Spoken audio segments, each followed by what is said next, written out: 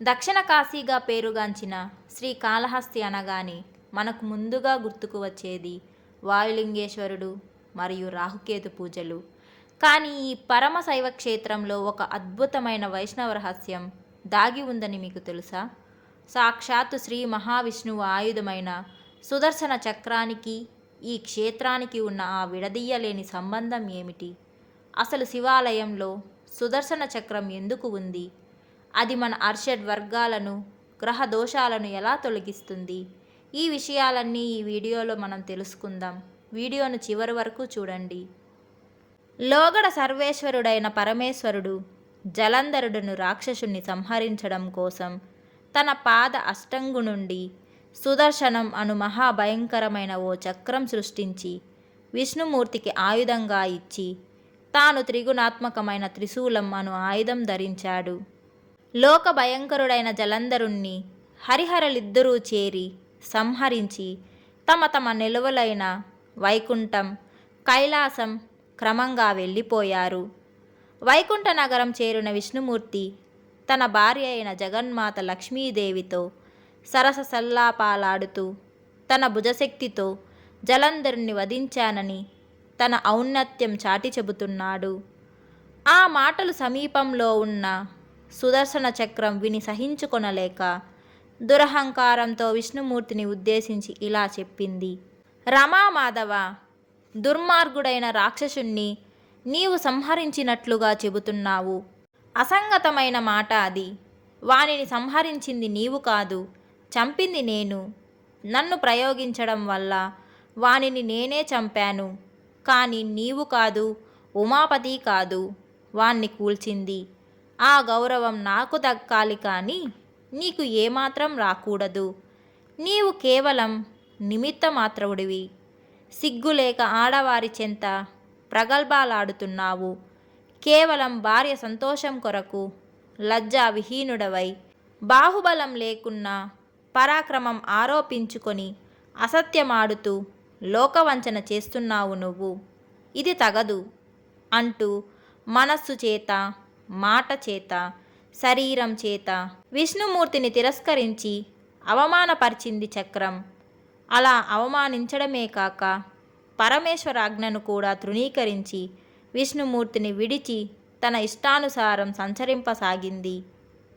మహావిష్ణువు శివుని చెంతకు వెళ్ళి చక్రం యొక్క దుర్వ్యాసారం కూర్చి వివరించి తనకు కలిగిన పరాభవం విన్నవించుకొన్నాడు. ఈశ్వరుడు విష్ణుమూర్తిని ఆదరించి చక్రం పట్ల కోపించి చక్రంలో నిక్షిప్తపరిచి ఉన్న తన శక్తిని ఉపసంహరించుకొన్నాడు. శక్తిహీనమైన సుదర్శనం తేజోరహితమైంది. అహంకారం విడనాడింది. లేచి నిలబడడం కూడా సాధ్యం కాకపోయింది. అంచేత లజ్జతోనో భయంతోనో కైలాస పర్వతం వెళ్ళి పరమశివుని పాదాల మీద పడి క్షమాపణ కోరుకొని మౌనంగా నిలబడింది.